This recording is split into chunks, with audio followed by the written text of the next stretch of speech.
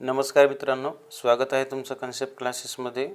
आज आपल्याला क्लास 9चा करंट इलेक्ट्रिसिटी थर्ड टॉपिक आहे, त्याचं लेक्चर सेकंड बघायचं आहे. चला तर मग सुरू करूया. Okay, and introduction to a scientist. बघा, व्होल्ट हे युनिट पोटेन्शियलचं दिलेलं आहे, राईट. तर ते याच्या सायंटिस्टच्या नावावरनं दिलेलं आहे, ते बघायचं आहे आपल्याला. The Italian scientist Alessandro Volta constructed the first electric cell. The unit of potential difference is a name that is volt in his honor.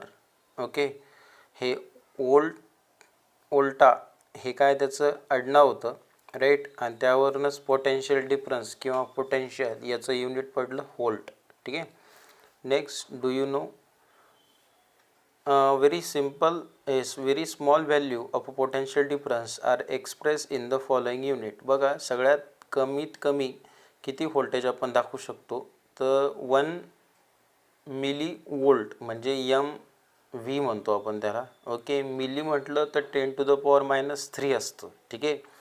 आणि दुसरे बघा 1 मायक्रो, असं यू सारखं चिन्ह आहे, त्याला मायक्रो असं म्हणतात, मायक्रो वोल्ट. मायक्रोचा अर्थ होतो 10⁻⁶. आता 10⁻³ आणि 10⁻⁶ यामध्ये सगळ्यात छोटा कोण, तर 10⁻⁶. Okay. Next, large value of potential difference are express in the following unit. 1 kilo volt, kilo म्हटलं तर 10⁻³ असतं, राईट. आणि सेकंड बघा 1 मेगा वोल्ट म्हणजे 10⁻⁶ वोल्ट. लक्षात असू द्या, 10⁻⁶ वोल्ट हा मोठा झाला. नेक्स्ट बघा, free electron. Every atom of a metallic conductor has one or more outermost electron which are a very weakly bound to the nucleus. बघा, फ्री इलेक्ट्रॉन आपण म्हणतोय की कुठलाही कंडक्टर जर घेतला, त्या न्यूक्लियस आपण एंडिंगला बघितलं बघा कालच्या लेक्चरमध्ये, त्यामध्ये एक न्यूक्लियस सेंटरला असतं, त्याच्या अराउंडला काय असतं, इलेक्ट्रॉन रिव्हॉल्व करत असतात. हे जे वीकली बॉन्ड असतात कशासोबत, आपल्या न्यूक्लियससोबत, म्हणून ते कधीही जम्प करू शकतात.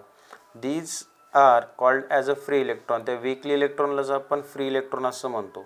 As a shown in figure 3.3, these electron can easily move from one part of a conductor to its other part. The negative charge of the electron also get transferred as a result of this motion. The free electron is a conductor or a carry of a negative charge. आता बघा, एक तुम्हाला 3.3 मध्ये diagram दिलेली, हे free electron आपण कालही बघितले होते, राईट. तर ह्या फ्री इलेक्ट्रॉनमध्ये यांची जी न्यूक्लियस सोबतची बाउंडिंग हे वीकली असल्यामुळे ते काय करता, हेच जम्प करता अदर न्यूक्लियसमध्ये, राईट. तर यालाच आपण फ्री इलेक्ट्रॉन असं म्हणतो. तर ते ज्यावेळेस जम्प करतात, तर त्यावेळेस त्यांचा चार्ज पण काय होतो, ट्रान्सफर होतो. Okay. Next, current flowing through the wire. आता आपण काल बघितलं होतं फ्री इलेक्ट्रॉन किंवा एका कंडक्टरमध्ये इलेक्ट्रॉन किंवा न्यूक्लियस कशा प्रकारे असतं. आता ॲक्च्युअल आपल्याला करंट कसा पास करायचा आहे ते बघा. करंट आपल्याला माहिती आहे निगेटिव्ह टू पॉझिटिव्ह काय होतं आहे, ट्रान्सफर होतं आहे. तर यामध्ये एक डायग्राम दिलेली बघा 3.4 मध्ये. As a shown in figure 3.4a, if a conducting wire is not connected to a cell, its free electron move randomly in all the direction in the space between the atom. लक्षात असू द्या. आता ही जी ए diagram दिलेली तुम्हाला, random motion of electron in a wire, याला आपल्याला कुठल्याच प्रकारचं व्होल्टेज किंवा कुठल्याच प्रकारचं सेल लावलेलं नाही आहे. म्हणजे हा एक साधा काय मेटॅलिक कंडक्टर आहे, राईट. तर यामध्ये जे इलेक्ट्रॉन असतील त्यांना डायरेक्शन ही त्यांच्या मनानुसार ते कुठंही फिरतील. ओके, त्यांना अशी प्रॉपर डायरेक्शन नाही आहे की निगेटिव्ह टू पॉझिटिव्ह जा की पॉझिटिव्ह टू निगेटिव्ह जा, अशा कुठल्याच प्रकारचं त्यांना रेस्ट्रिक्शन राहणार नाही. का, तर कारण आपण त्याला व्होल्टेज दिलेलं नाही आहे. ओके. आता सेकंड कंडिशन बघा, when we connect the end of wire to the two terminal of a cell, electric force act on the electron and being negatively charged, they start moving from negative means lower potential to positive means higher potential terminal of a cell as shown in figure 3.4b. आता बघा, दुसऱ्या डायग्राममध्ये तुम्हाला दिसून येतं आहे की त्याला एक पर्टिक्युलर विशिष्ट डायरेक्शनमध्ये वाहत आहे. बघा, ते डावीकडून उजवीकडे, बरोबर. म्हणजे डावीकडून कोण आहे तुमचा, पॉझिटिव्ह आहे, बरोबर. आणि इकडून कोण आहे, निगेटिव्ह, म्हणजे ते उजवीकडून डावीकडे जात आहे तसं पाहिलं तर, बरोबर. निगेटिव्ह टू पॉझिटिव्ह का, कारण आपण खाली त्याला एक पॉझिटिव्ह निगेटिव्ह असं एक दिले बघा, त्याला बॅटरी किंवा इलेक्ट्रिक सेल असं म्हणतात. ओके, म्हणजे काय होते तर जर तुम्ही व्होल्टेज जर दिला तर ते एका विशिष्ट डायरेक्शनमध्ये काय होता, मूव्ह होता, तर ते negative to positive. Okay, next, due to the flow of this electron current start to flow through the wire. This motion of electron is irregular, but there is a definite non-zero value to their average velocity. Okay, तर हा जो प्रकार आहे right, ते यामध्ये electron हे irregular but there is a definite non zero value of their average velocity. Okay, तर velocity त्यांची नॉन झिरोच असणार आहे, हे यावरून आपल्याला लक्षात येतं. याला आपल्याला फ्री इलेक्ट्रॉनचा हा कन्सेप्ट आपला यामध्ये इथं क्लिअर होतो. नेक्स्ट बघा, electric current. An electric current is to flow electron through a conductor. The qualitatively current I is defined as the charge passing through a conductor in a unit time. बघा आता करंटची definition कशी होती, तर current हा कशामुळे पास होतो, तुमचा चार्ज. ओके, तर चार्ज पर युनिट टाईम म्हणून I is equals to Q divided by T. लक्षात असू द्या, आपण काल हा चार्ज पण घेतला होता, तर काल चार्ज आपण रिप्रेझेंट केला होता क्यूनेच दाखवला होता. ओके, प्रिव्हियस लेक्चरमध्ये. If charge Q is a flowing through a cross section of conductor in a time T, then I is equals to Q upon T. Right, the unit of charge in a SI unit is a coulomb. बघा, चार्जचं तर आपल्याला माहिती कालच आपण बघितलं, म्हणजे previous लेक्चरला, की कुलम असतं, तर ते सीने रिप्रेझेंट केलं होतं. आणि current express in a what, ampere, म्हणजे कॅपिटल ए. म्हणून द चार्ज ऑफ वन इलेक्ट्रॉनचा चार्ज किती असतो, 1.6 × 10⁻⁻19 कुलम. ओके, हे 1 इलेक्ट्रॉनची व्हॅल्यू झाली. नेक्स्ट बघा, आता जसं तुम्ही करंट बघितलं त्या पद्धतीने आता आपल्याला काय बघायचं, ॲम्पियर, म्हणजे त्याचं युनिट जे आहे. ओके, म्हणजे करंटचं युनिट काय असतं, ॲम्पियर. ओके, चार्जचं युनिट काय असतं, कुलम, आणि टाईमचं युनिट असतं सेकंद. म्हणजे 1 ampere is equals to 1 coulomb upon 1 सेकंद. राईट, हे आपण पहिले पण बघितलं आहे. Next, do you know a very small value of a current are express in the following unit. जसं आपण व्होल्टेजचं बघितलं बघा, स्मॉल व्हॅल्यू, त्याप्रमाणे करंटमध्ये पण असतं. म्हणजेच तो 1 मिली ॲम्पियर म्हणजे 10⁻⁻3, हे सारखंच असणार. Milli 10⁻⁻3, micro 10⁻⁻6, kilo 10⁻3, mega 10⁻6. ठीक आहे. Next, the French mathematician and the scientist Ampère conducted a number of experiments on electricity. Today we can measure the current flowing a conductor only because of his extraordinary work. The unit of a current is called as ampere in a recognition of his great work. बघा, French mathematician होता ampere, त्याचं नाव होतं, त्याच्या नावानुसारच याला काय पडलं आहे, ampere हे युनिट पडलं आहे. ठीक आहे. देन यामध्ये एक्झाम्पल्स दिले बघा, salt. A current of 0.4 ampere flow through a conductor of 5 minute, how much charge would have pass through the conductor. बघा, आता तुम्हाला करंट दिलेला आहे, म्हणजे करंट कशाने दाखवतो आपण, आयने, कॅपिटल आय, 0.4 ॲम्पियर, आणि टाईम हा 5 मिनिट दिलेला आहे. मिनिटाचं तुम्हाला सेकंडमध्ये करायचं तर किती मल्टिप्लाय करशाल, 60ने, मग ते 6 पंचे 30 म्हणजे 300 सेकंद. तर आपल्याला काय फाईंड करायचं बघा, हाऊ मच चार्ज म्हणजे क्यू फाईंड करायचं आहे. तर क्यू इज इक्वल्स टू काय असतं, आता लक्षात असू द्या, I is equals to Q upon T आहे, बरोबर. तर क्यू इज इक्वल्स टू काय असणार, आय इंटू टी. ओके, याला मॉडिफाय केलं फक्त, इथं गडबडून जायचं काम नका ठेवू. So Q is equals to 0.4 हा आय आहे आपला, आणि टी 300 आहे. तर 300ने 0.4ला काय करायचं, मल्टिप्लाय करायचं. 120 तुम्हाला कुलम हे त्याचं युनिट आहे चार्जचं, हे तुम्हाला मिळतं. Okay, next.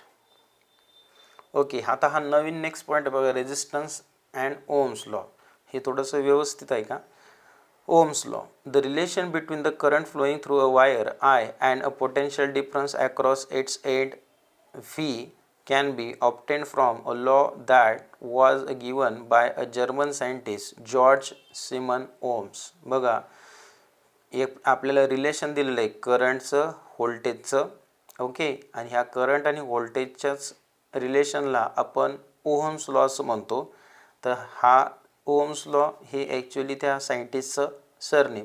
त्याच्याच सरनेमवरून लॉ पडला. ठीक आहे. If the physical state of a conductor remains constant, current I flowing through it is directly proportional to potential difference V between the two ends. Physical state किंवा आपण एक साध्या सरळ स्वरूपात म्हटलं, current I is directly proportional to the potential difference of V. म्हणून I is direct proportional to V. Direct प्रोपोर्शनलचं sign तुम्हाला माहिती आहे. ठीक आहे.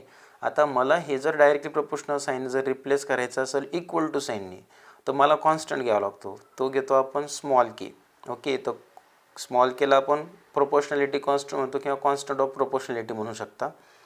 Okay. So I is equals to K into V झालं ते. तर बघा यामध्ये जर के हा लेफ्ट साईडला जर मी घेतला तो इंटूमध्ये, तर लेफ्ट साईडला जर गेला तर काय होईल डिवाइडमध्ये, म्हणून I डिवाइडेड बाय के किंवा I into 1/k is equals to V मिळतो. बरोबर. पण 1/k ही जी व्हॅल्यू आहे हे कॅपिटल R म्हणजे रेझिस्टन्सने दाखवलं जातं. ओके. सो रेझिस्टन्स ओहम्स हे दोन्ही शब्द क्लिअर झाले आता तुमचे हेडिंगचे. ओके. तर कॅपिटल R म्हणजे तुमचा रेझिस्टन्स झाला. राईट. म्हणून तुमचं जे अबो इक्वेशन आहे I into 1/k is equals to V, तर 1/k is replace by capital R. So I into R is equals to V, म्हणून V is equals to IR पण म्हणू शकता त्याला आपण, किंवा R is equals to V by I, त्याला interchange करून आपण लिहू शकतो. तर this is non as what Ohm's law. म्हणजे ओहम्स लॉचं जर स्टेटमेंट विचारलं तर तुम्ही स्पष्ट सांगू शकता काय की current I is direct proportional to the potential difference of capital V. ओके. So direct proportion sign is replaced by equal to sign. So take a constant k, and if we are shifting a k to the left towards the left side, then 1/k is nothing but a capital R. So V is equals to I into R. This is Ohm's law. Next, आता तुम्हाला SI unit पण find करावं लागणार. बघा SI unit म्हणजे तुम्हाला ओहम्सचं find करायचं आहे, तर R is equals to V upon I आपण हे इक्वेशन कन्सिडर करूया. आता R हे रेझिस्टन्स आहे, तर रेझिस्टन्सचं युनिट असतो ओहम. तर ते असं एक कॅप दिलेली बघा तुम्हाला. ओके. 1 ओहम, त्याच्या एक ब्रॅकेटमध्ये एक तुम्हाला कॅप दिली, तर हे ओहमचं सिम्बॉल झाला. आता व्होल्टेज म्हटलं तुमचं व्हीने दाखवता आणि करंट कशाने दाखवता एम्पियरने, म्हणजे 1 ओहम इज इक्वल्स टू काय 1 व्होल्ट अपॉन 1 एम्पियर. हे प्रत्येक ठिकाणी सेम आहे. ठीक आहे. आणि एक तुम्हाला ब्लॉकमध्ये दिलं आहे बघा, a physical state of a conductor means the length area of a cross section, temperature and the material it is made up of. हे फिजिकल स्टेट आपण कन्सिडर करू शकतो. त्याचं length, cross section area, then temperature आणि ते material कशाने बनलेलं आहे ह्या गोष्टी यामध्ये विषय मॅटर करतात. नेक्स्ट बघा resistance of 1 ohm if 1 ampere, हे ऑलरेडी आपण आता बघितलेलं आहे. 1 ampere current flowing through a conductor when 1 volt potential difference is applied to its end, then resistance of a conductor is 1 ohm. आपण जे वरती जे आता इक्वेशन लिहिलं ना त्यालाच वर्डिंगमध्ये लिहिलं आहे. ठीक आहे. 1 ओहम कशाला म्हणायचं, तर 1 व्होल्ट आपल्याला पोटेन्शियल दिल्यावर कोणाला द्यायचं आहे ते 1 एम्पियर करंटला, तर तो जो प्रकार बनतो तो तुम्हाला 1 ओहममध्ये म्हटला जातो. ठीक आहे. त्याचं स्टेटमेंट झालं. नेक्स्ट बघा resistance and resistivity of a conductor. आता दोन टर्म वेगवेगळे आहे. रेझिस्टन्स कॅपिटल R किंवा त्याचं युनिट ओहम. रेझिस्टिव्हिटी आता हा नवीन पॉईंट. ओके. हे कंडक्टरच्या अक्रॉस बघायचं आपल्याला. बघा मग आता as a shown in a figure 3.4 there are a large number of free electron in a conductor. They are a constantly in a random motion. आपण ऑलरेडी एक वरती डायग्राम बघितली बघा. एक कंडक्टरमध्ये कुठल्याही प्रकारे ते म्हणजे त्याला सप्लाय दिला नव्हता आपण, आणि ते इलेक्ट्रॉन काय करत होते, सिम्पली रँडमली मूव्ह करत होते कुठल्याही डायरेक्शनने. का तर त्याला एक्सटर्नल सप्लाय दिलेला नाही आपण. When the potential difference is applied between the two ends of a conductor, these electrons start moving from the end at a lower potential to the end of a higher potential. हे आपण already बघितलं काय की त्याला आपण काय केलं होतं, एक्सटर्नल पॉवर सप्लाय दिला. पॉवर सप्लाय दिलं तर काय होईल, ते एका विशिष्ट डायरेक्शनने मूव्ह होतात, निगेटिव्ह टू पॉझिटिव्ह म्हणजे लोअर टू हायर एंड हे ट्रान्सफर होतात. This directional motion of electron causes the flow of current. Moving electrons strike the atom and ion which lie along their path. Such a collision cause a hindrance to the flow of electron and oppose the current. This hindrance called as a resistance of the conductor. बघा हिंड्रान हा शब्द एक महत्त्वाचा आहे. Resistance कशाला म्हणायचं काय की आपला जो करंट फ्लो होते निगेटिव्ह टू पॉझिटिव्ह हा ज्यावेळेस एका विशिष्ट डायरेक्शननी फ्लो होत असेल तर हे इलेक्ट्रॉन काय करता, स्ट्राईक करता ॲटमला किंवा आयनला त्या कंडक्टरमधल्या, आणि हे काय करता, अपोज करता फ्लो होण्यासाठी इलेक्ट्रॉनला. म्हणजे ह्या हिंड्रन्सलाच आपण काय म्हणतो, simply opposition of flow of current, त्यालाच आपण रेझिस्टन्स असं म्हणणार. ओके, लक्षात असू द्या. रेझिस्टन्सची डेफिनेशन काय, मग आपण अदर वर्डमध्ये सांगू शकतो, opposition of flow of current means तुमचा रेझिस्टन्स. ठीक आहे.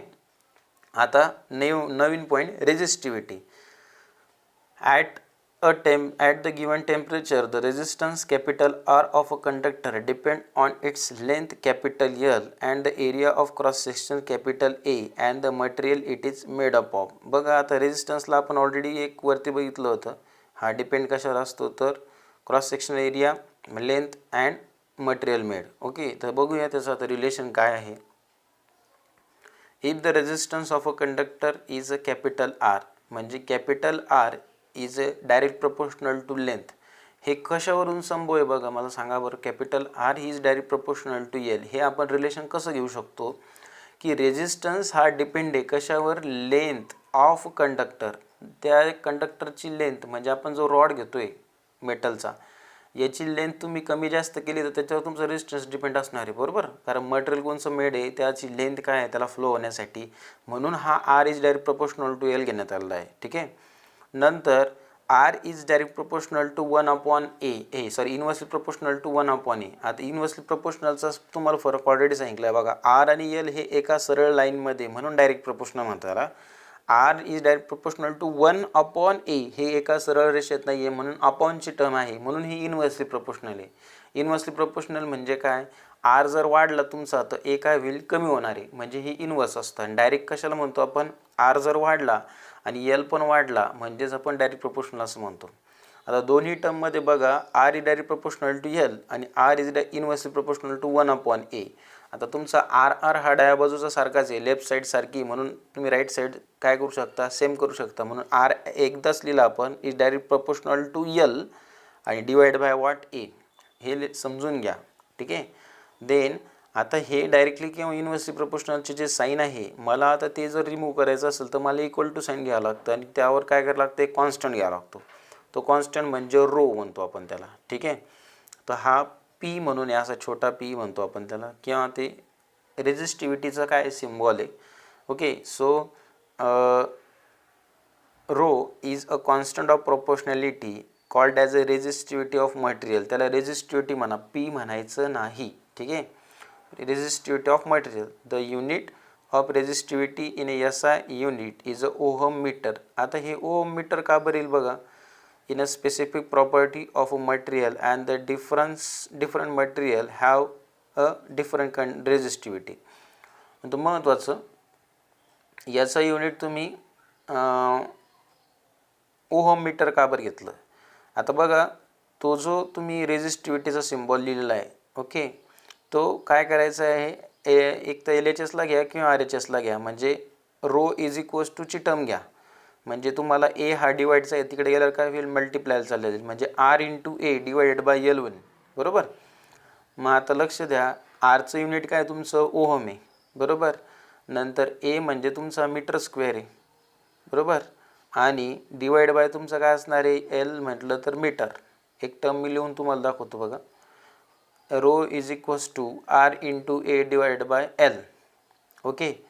आता आर हे तुमचं रेझिस्टन्स आहे, म्हणजे त्याचं कसं लिहिणार तुम्ही, रेझिस्टिव्हिटी म्हणजे rho is equals to ohm into, आता एरिया कशामध्ये मोजतो आपण, मीटर स्क्वेअरमध्ये, म्हणजे मीटर स्क्वेअर डिवाइडेड बाय, आता लेंथ कशामध्ये मोजतो, मीटर, तर एक एम हे याच्या स्क्वेअरसोबत कॅन्सल झालं, मग राहिलं काय तुमचं ओहम मीटर, म्हणून त्याचं याचं युनिट ओहम मीटर आहे.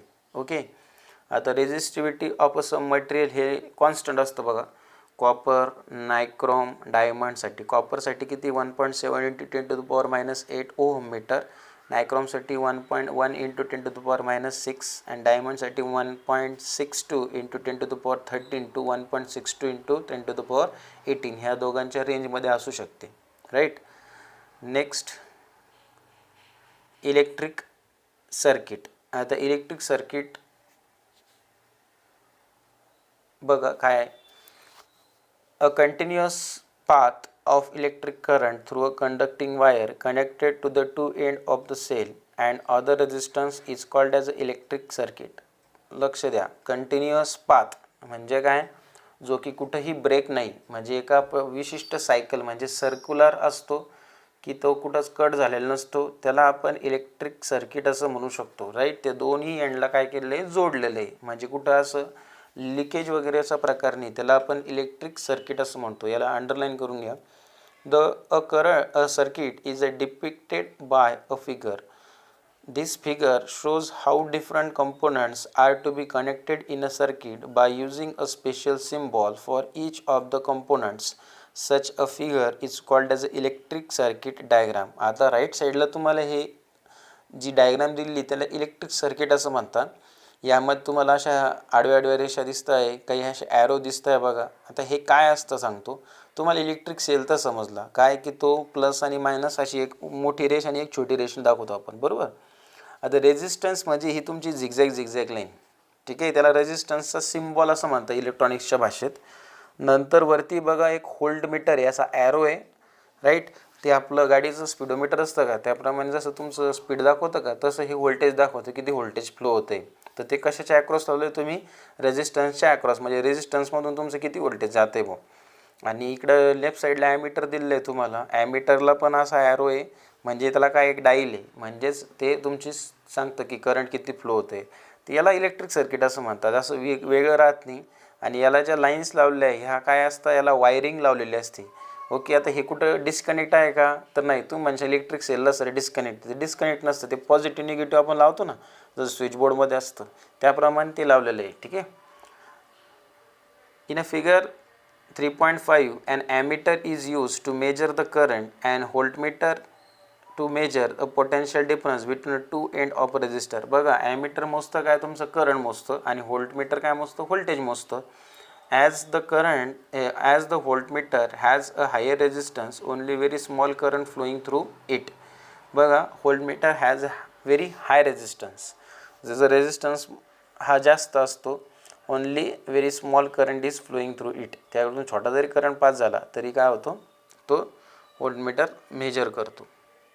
आता बघा एक ऑब्झर्व तुम्हाला दिलेलं आहे, यामध्ये बघा एक चावी लावलेली एका सेलला, बरोबर, आणि एक लाईट लावलेला आहे, बरोबर. त्याप्रमाणे काय केलं, ती चावी काढून टाकली दुसऱ्या फिगरमध्ये आणि तरी तुमचा लाईट चालू होतो आहे, बरोबर.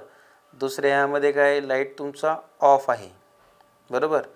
आता दुसऱ्या याच्यामध्ये ऑफ का बरं येतो, यामध्ये तुम्हाला काय करायचं आहे, मिस्टेक शोधायची. बघा केव्हा चालू राहतो आहे केव्हा ऑफ राहतो आहे. बघा आता पहिल्या कंडिशनला वायर डिस्कनेक्ट आहे, हा चालू झाला नाही पाहिजे, ही रॉंग फिगर आहे.